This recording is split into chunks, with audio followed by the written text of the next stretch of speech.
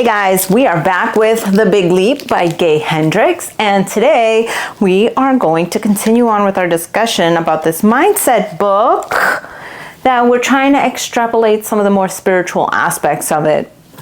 And I want you to know that maybe I haven't been doing a really good job on tying the spiritual to it, but it's all going to come together at the end, I promise. Okay, so let's start with the next section, okay?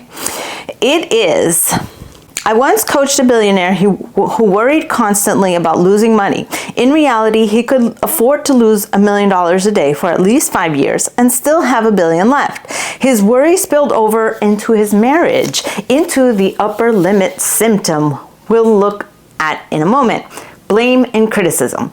He often bugged his wife because she bought the most expensive brand of toilet paper. She liked the particular kind, but he was always trying to convince her that the cheaper alternatives were just as good. In a situation like that, it's pretty clear that tissues are not the real issues. I love the little rhyme there. But so this I want to start to highlight. Like in my life, there are certain luxuries that I will not negotiate on. Toilet paper being one of them. And we've been like locked in this battle for a little bit because my daughter bought the wrong brand, and it was like the cheap one ply, like, you know, you pull it from the roll and like one little piece comes off and you keep ripping it and keep ripping it and keep ripping it because it's like so cheap, right? I was like, no, I'm not using it. Like, I don't know why this is even in the house. Like, go return it. But then they'd opened it, and so it was like a whole thing, right? I went and I bought my own. I'm like, you guys can use that crap. I'm not using it. The reason that I bring this up is because there are certain luxuries in life that we just don't want to give up. And we shouldn't have to. We shouldn't deprive ourselves of things. Maybe you do like the coffees at Starbucks. Maybe you do like spending a little bit more for the expensive kind of meat at the supermarket. When you're trying to be super frugal, I get it. But being cheap, that's something else. Frugality and cheapness are two very different mindsets. Frugality stems from, you know what, I have a goal, I'm gonna budget, I'm gonna live within these means because I have something to accomplish. Cheap is just, I cannot even fathom spending on luxury because the cheap stuff is just as good and I save money.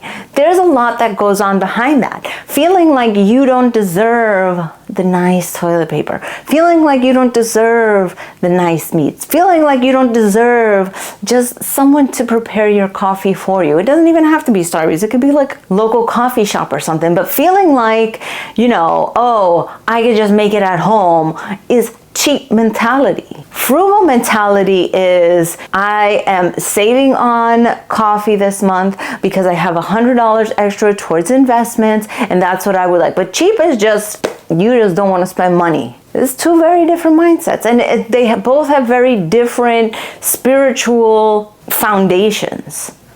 If you don't want to spend money because you're afraid or because you don't see value in it, you're basically telling the universe that the nice stuff isn't valuable, that the luxuries in life aren't like comforting to you, that you don't want the expensive things, that you don't want the nice things, and you want to stay with the cheap stuff. So you always stay with the cheap stuff. But when you're living a frugal mindset, it's like, no, I want to expand to something bigger. I want to expand to a life of luxury. I want to, and I know that a little bit of suffering right now means that later on I'll be able to splurge on the nicer things, that I'll be able to reach for nicer, more luxurious things. That's the difference, right?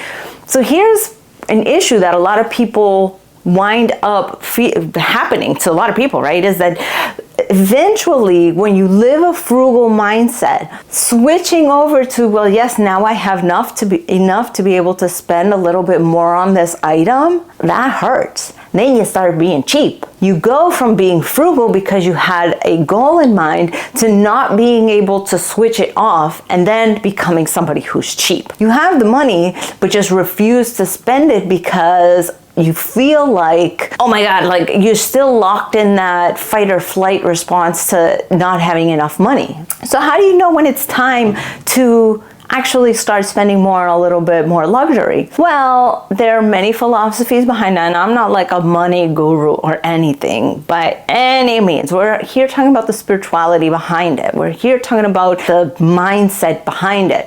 And something that I have really noticed is that for me, when I'm looking at my budget, when I'm looking at how much I'm spending month to month, if let's say my income has doubled, but I'm still living on the same, what's it called? The fucking budget. I don't know why my brain isn't working right now. So I'm still living on the same budget. I start to think, okay, where can I expand a little bit without being a detriment to my bottom line? Now, if I have 5-year goals and expanding my budget like by 5% is okay. Yeah, if I can do it 10%, great. If I can do it 20%, great. But if at 20% I'm like, oh no, now my 5-year budget, my 5-year plan is now going to be 6 years, then I'm like, okay, well that's too much. Like now, because I have my goal, I have my plan. So it's about foundationally, where is it that you are? Where do you want to be? You could even say, you know what, I have this 5-year plan.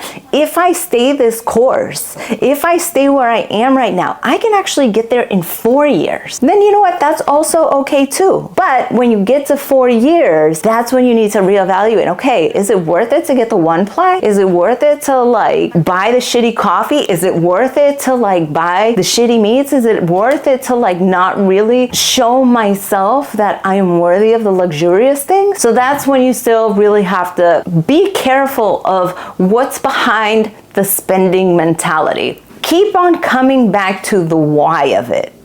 And that is the foundation. Why? Why do I only spend this much? If it's because I can't spend it because it's too much, if it brings up this fear, you've gone into being cheap. Being frugal is very different, okay? Being frugal is born out of a plan. Being cheap is being born out of fear. And you'll never get out of being cheap if you do not address the fear. And the fear sometimes can be solved logically by looking at your finances on a holistic perspective, by doing a budget. But sometimes the fear is a lot of internal work. The things that we learned when we were a kid, the things that we learned from society, the things that we learned just from experience. Take a look at those and see whether or not, where are you coming from? And this is just for all decisions. When you're making a decision, what is it? Are you fearful, or are you coming out of, I've got a plan?